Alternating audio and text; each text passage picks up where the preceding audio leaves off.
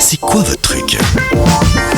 Bonjour David Letard. Bonjour Philippe. Bien matinal ce matin. Oui. Merci d'être avec nous. On va se rendre en France voisine pour le festival lyrique de Montpéreux. Oui, M. Le Média, ce sont toutes les musiques et on se réjouit d'aller dans ce lieu pour cet événement.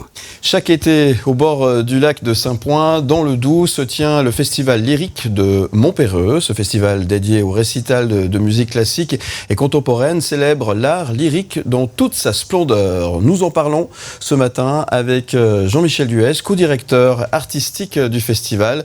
Bonjour Jean-Michel Duez. Bonjour. Merci d'être avec nous ce matin, de si bon matin, pour nous parler de ce bel événement qui fêtera cette année sa 15e édition du 6 au 13 juillet prochain. Et on va parcourir ensemble un petit peu la programmation justement, et dans la programmation, on pourra compter sur la présence de l'excellent groupe The Beatles Baroque. Alors,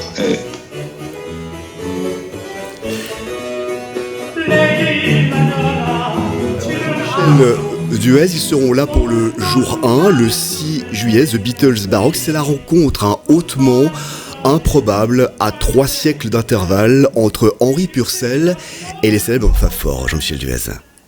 Voilà, absolument. C'est un programme qui est monté par Jérôme Correas, qui est un ancien chanteur et qui est maintenant chef d'orchestre avec son ensemble les Paladins. Oui. Et ils ont bâti effectivement ce programme Beatles Baroque pour partir effectivement de la musique baroque et aller vers les Beatles et montrer tout le lien qu'il y a entre ces musiques à plusieurs siècles, comme vous le disiez, d'intervalle. Et donc, Jérôme Correas, lui, est au clavier. Il y a même un synthétiseur, il y a un clavecin et un synthétiseur. Donc voilà, ce sont les deux sonorités que l'on va entendre, et puis des chanteurs. Et comme ça, donc, on a effectivement ce premier concert qui est un petit peu en marge. C'est du classique, enfin même c'est du baroque, mais chaque année, on aime bien programmer à Montpéreux un concert qui sort un petit peu véritablement du classique. L'an dernier, c'était un spectacle autour d'Offenbach, et là, cette année, ce sera Beatles Baroque. La première année où je me suis occupé du festival avec Delphine Edan, on avait proposé un spectacle autour de Joséphine Baker. Voilà, c'est la voix, parce qu'évidemment, le festival lyrique de Montpéreux est bâti autour de la voix. Alors, je dirais pas la voix dans tous ses états, mais pas loin en tout cas. Voilà, c'est un peu ça. D'où ces liens entre effectivement la musique baroque et les Beatles que Jérôme Correa magnifie absolument. Ouais. Est-ce qu'il y a une volonté justement de mélanger ces styles musicaux pour en quelque sorte démocratiser la musique classique ?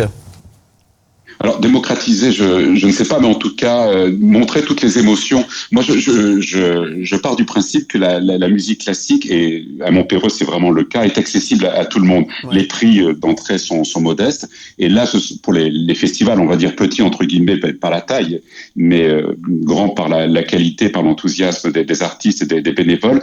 Mais ce genre de festival, en fait, ce sont les artistes qui vont vers le public.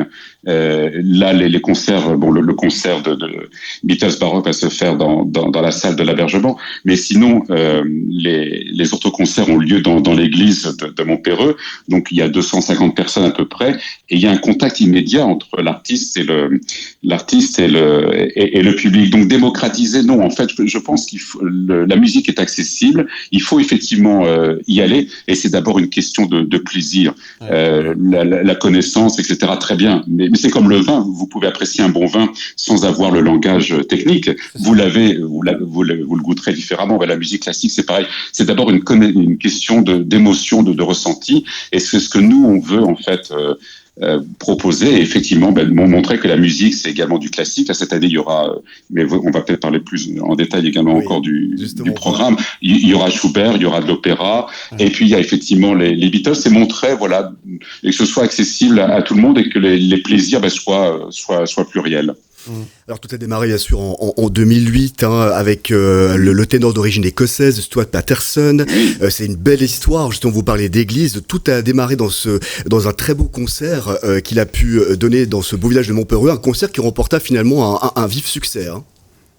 Oui, absolument. Mais de toute façon, lorsque nous avons repris avec Delphine Edan la direction artistique de ce festival après Stuart Patterson, que l'on connaissait très bien et qui avait d'ailleurs déjà invité Delphine Edan et également Karine Dehé, qui est la marraine de ce festival, on a découvert une équipe absolument formidable et très motivée et un public qui est extraordinaire aussi parce qu'il est très attentif. Le public adore la voix et Stuart effectivement a bâti, on le disait tout à l'heure, ce festival autour de la voix, et c'est vraiment un public de qualité, et c'est ça qui est important, c'est qu'on apporte du plaisir au public. On fait un programme qui est accessible avec des choses connues et puis des choses un peu moins qu'il va falloir découvrir, et ça c'est important, et on sent qu'il y a effectivement cet échange, presque cette communion entre le public et les artistes, et on sent qu'on donne du plaisir, et on fait venir nous toujours des artistes qui aiment travailler dans ce genre de structure. C'est pas évident quand vous faites des grandes salles à travers le monde, et puis voilà, vous donnez un concert devant 250 personnes dans une petite église. Il faut être généreux, il faut accepter cette démarche, et puis après il y a toujours un pot avec le public, et c'est vraiment un échange. Il faut une générosité de la part de l'artiste, et ça le public le sent, j'en suis absolument persuadé. Et de la générosité, il y en aura au programme cette année. Ce seront plusieurs rendez-vous importants, comme avec la soprano Apolline Reid-Westphal, qui sera présente pour le concert des lauréats du concours international de la mélodie de Gordes, autre charmant village français. Alors, elle sera accompagnée avec je connais bien, c'est magnifique, avec deux autres merveilleux artistes, Paul Coipot au piano et Marie Lenormand comme mezzo-soprano. Racontez-nous. Alors voilà, ça c'est un rendez-vous qu'on a instauré l'an dernier, parce qu'il s'avère que moi je suis jury de ce concours international de la mélodie de Gordes qui est organisé par Raymond Dufaux, qui a été le grand directeur des chorégies d'Orange et puis également de l'opéra d'Avignon, et j'ai proposé au bureau du festival de Montpéreux de mettre en avant ce concours international qui est un concours réputé, où dans le jury il y a toujours une quinzaine de directeurs de maisons d'opéra, de directeurs de festivals, et d'offrir à deux ou trois lauréats, deux ou trois candidats du moins, d'offrir un concert à Montpéreux, ce qui permet effectivement de faire rayonner le concours de la mélodie de Gordes, et puis également nous, le festival de Montpéreux, voilà, qu'on parle de ce festival lyrique à Gordes. Et donc cette année, le choix s'est porté sur effectivement deux formidables chanteuses. Il s'avère que ce sont des chanteuses, voilà, la soprano Apolline Reid-Westphal et puis la mezzo-soprano Marie Lenormand. Et au concours, Apolline était accompagnée par Paul Coipot, le pianiste, donc, et tous les trois ont bâti un programme à la fois de mélodie, leader et puis opéra, et c'est le concert Jeunes Talents. En fait, ce sont des gens qui dans quelques années seront sur le devant de la scène. On a fait venir Rémi Gazaille l'an dernier, qui se produit à l'Opéra de Paris, par exemple. Là, c'est aussi ça, de faire découvrir de jeunes artistes. Les talents, il y en aura justement le reste de la programmation avec vous en parliez, le voyage d'hiver Schubert, avec la présence du baryton Jérôme Boutillier. Ce sera pour le 8 juillet. Le pianiste également niçois Antoine Paloc sera également présent au Festival lyrique de Montpéreux. Ce sera pour le 12 juillet, puis il sera aux commandes des jeunes talents pour le concert des stagiaires, et là l'entrée est libre. Et puis permettez-moi encore je vais vous dire encore qu'il y aura le dernier jour, place à la soirée de gala à l'Opéra. Alors là il y aura du beau monde aussi, Jean-Michel Duez. Oui, il y aura Anaïs Constant et Julien Drand, donc la soprano Anaïs Constant, le ténor Julien Drand, accompagné effectivement par Antoine Paloc, et c'est lui qui anime avec Delphine Edan la semaine de stage, et qui sera au piano pour le concert des stagiaires. Et effectivement, on termine chaque année où on commence, d'ailleurs l'an dernier c'était Karine Dehé qui avait assuré cette soirée de gala, mais c'est en fonction des plannings des uns et des autres, évidemment, c'était le premier soir.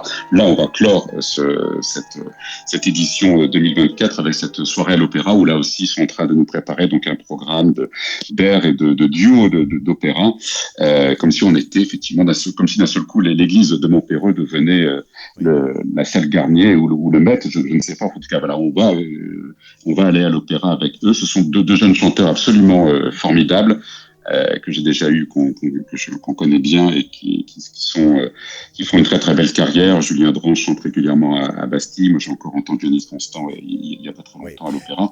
Voilà. Et moi, je suis vraiment ravi qu'ils acceptent de venir dans ce genre de festival. Peut-être encore 2 dernières informations avant de se quitter. Un hommage à la grande Maria Callas que vous animerez, vous, Jean-Michel Duez, ce sera le jeudi 11 juillet à la salle de Montezon, comme le signalé. Puis il y aura également des masterclass entre le 6 et le 12 juillet. Voilà, merci beaucoup Michel Duez, merci beaucoup. Alors vous êtes co-directeur du festival, mais vous êtes aussi un confrère, puisque je rappelle que vous travaillez à Radio Classique. Merci de nous avoir accordé quelques instants pour nous parler de ce beau festival. 15e édition donc du 6 au 13 juillet prochain, le festival donc de Montperreux, festival lyrique de Montperreux. Toutes les infos sur festival-montperreux.org. On vous souhaite une très très belle édition et on vous dit à très bientôt. Merci beaucoup. À bientôt. Merci Jean-Michel Duez. Au revoir. Merci beaucoup.